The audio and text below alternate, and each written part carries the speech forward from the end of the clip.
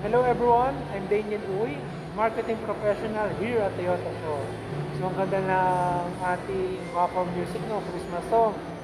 So today's vlog natin, the new 2021 Toyota Fortuner 2.8 G variant, automatic and manual transmission.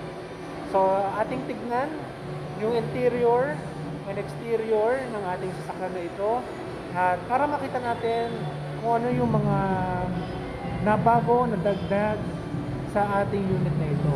So ano pang inaantay natin mga ka-Toyota? Tignan na natin. So let's start na paikutan natin yung unit na ito para makita natin yung exterior na nabago sa kanya. So yung headlight niya, then nagkaroon siya na front sensor dito. Ayan yung fog lamps niya. Yung grill din niya na iba.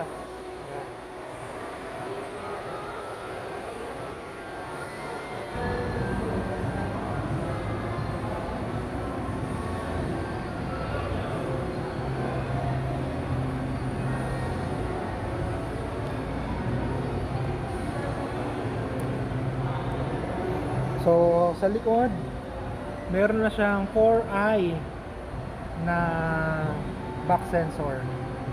So of course, meron din siyang back camera.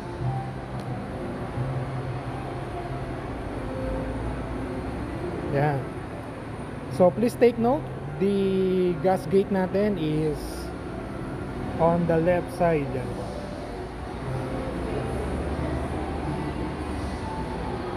So check natin yung ating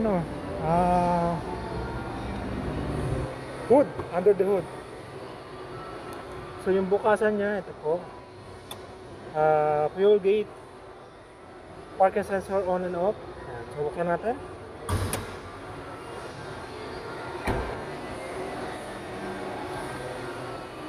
So ibababa ko muna yung camera dahil mabigat yung hood niya. So tatapat natin.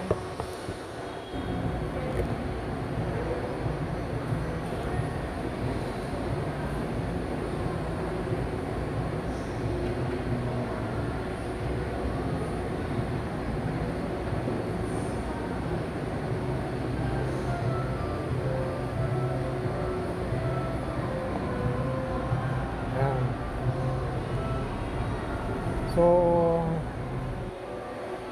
ito po yung ating under the hood, the engine, the battery, etc.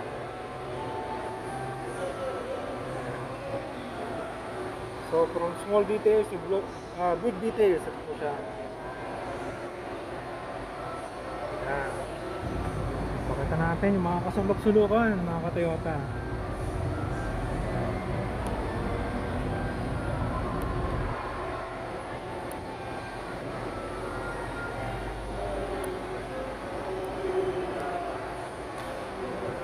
So baba naman natin guys.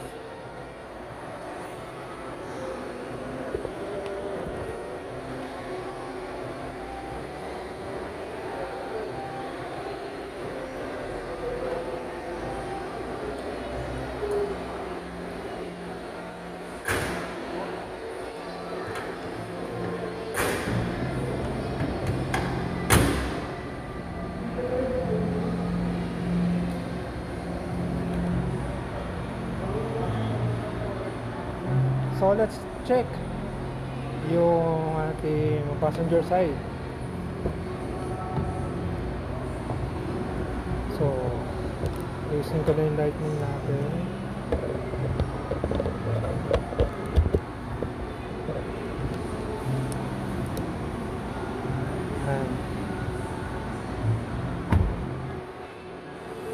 Naka-fabric siya.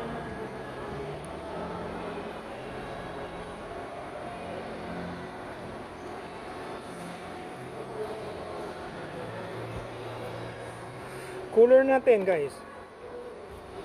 So we can put yung mga coke-in can natin o mga dilatang inumin dito para ma-maintain yung lamig niya, bottled waters.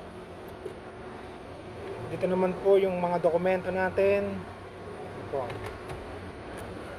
cup holder guys. Pag mahilig tayo magkape o mga soft drinks natin, dito natin lagay. Speakers JBL. Yan. Mga rilagyanan ng iba pang dokumento. Cup holder.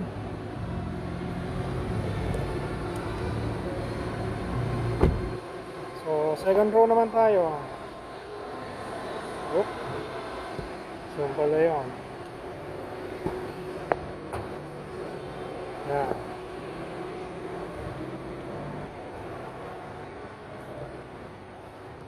So meron tayong outlet dito, 12 volts slash 120 watts. Blower. Ayan po. Ilaw din natin. Ang captain seat. Then yan, may cup holder din po tayo. So paano pumasok sa third row? Again, dalawa po yung lever nya. Ito po yung sa sandalan. Ito naman po yung pang-tumble. So hilahin lang natin. Napakagaan lang niya. Yan. Third row seats. Yan po. So kung ang height mo is more than 6, definitely medyo masakip ka para dito. So my height is 5'6". So let's try na umupo rito. So tatry natin na umupo ha. Yan. Oops. Hindi marunong. Yan. Susubukan natin yung meron na kagano'n. Uy! Hindi nakikita yung tiyan natin. Wala natin mag-diet. So may cup holder din siya dito. Ito yung part na to. Tapos cellphones na pwede natin paglagyan dito. Yan. So tingnan natin din yung kabila. Kung meron ba siya natin na kagaya nun. Meron din po. Yan. So meron din siyang blower dito. Yan. So let's try. Naman natignan yung compartment niya dito sa sa likod ng upuan. Medyo hirap na bumaba rito, lalo na pag malaki yung tiyan ha. Okay? Yan, bumaba tayo. Oh, dahan-dahan. Yan. So, sarado na natin yung pintuan. So, let's proceed to hatch.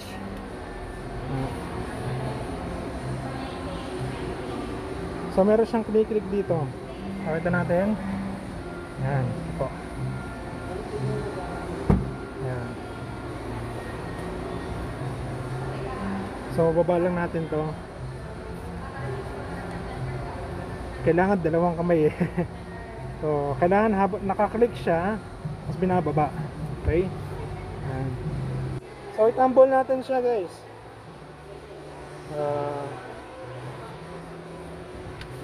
Yan. So, pagkahilin nyo, automatic bumababa siya at umaangat. So, isasabit natin ito dito. Yan. Again, medyo dalawang kamay po talaga dapat ang umahawak dito kasi medyo malaki yung upuan na to. Oops. Yan. So please take note na pagkaangat nyo itong part na to tinutupi nyo. Yan. So ito kasi ito yung naglalak dito. Tools, medyo matigas to ha. I tried it, yan. Jack, tools. Then itong part na tong block na to, pakita natin. Yan. Nilalagay siya dito. Para in case na may ilalagay kang mga salamin or medyo sensitive na gamit na baka pwede niyang mabasag or etc. tumama ron, lalagay po natin ito dito. Sasoli natin.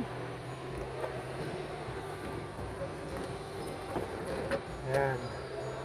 So, yung pangkawit lang natin, ibalik natin para hindi siya nasasargo sa loob.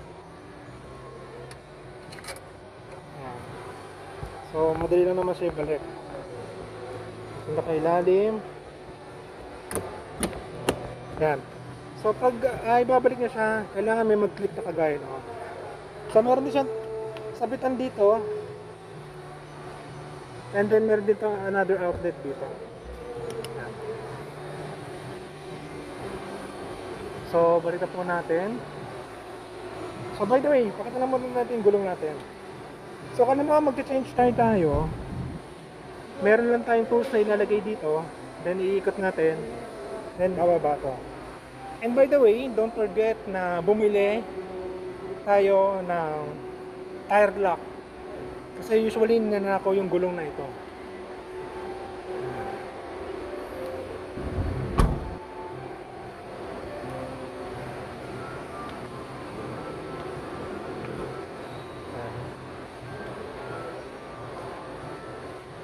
So, pakita natin. So, medyo naka-atras lang itong driver's door, naupuan, kaya hindi siya nagtambol ng todo. Okay. So, balik natin. Medyo matigas siya kasi single hand na yung gamit natin.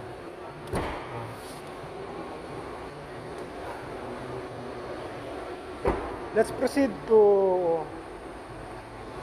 the driver's side. Ganyan. So usually ito naman yung mga controls niya. Ganyan din siya sa previous one. So again, pakita natin parking sensor on and off. Pag naiirita po tayo sa tunog nito, cup holder again.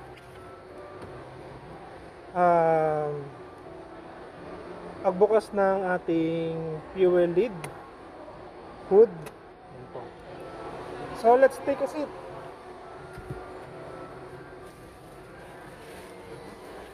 The same buttons. Yan po.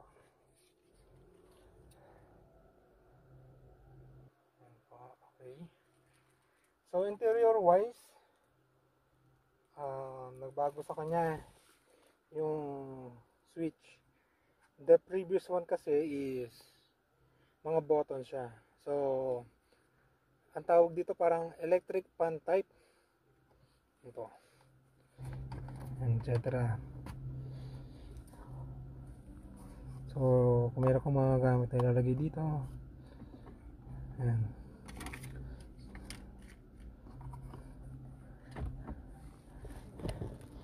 Ayan. Traction control, eco mode, power mode. So sayang, nasa showroom tayo, walang chance na pwede nating i-open yung ating sasakyan.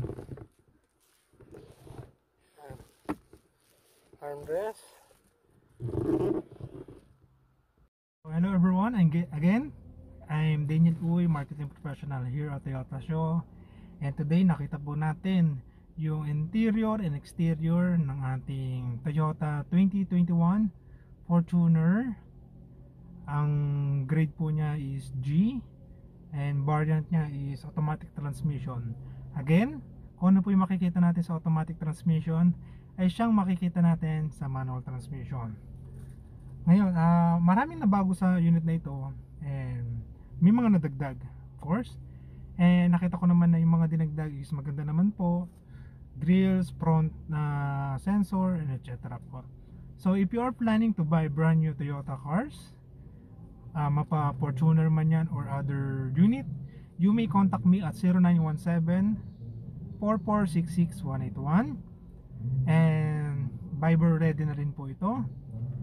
If you are planning to ask for a features, yung litrato, ang Facebook account ko po is Daniel Uy, Instagram account Kuya Uy TV, my YouTube channel is Toyota Vlogs, which makikita natin sa screen natin ngayon, and my other account po sa YouTube is Kuya Uy TV.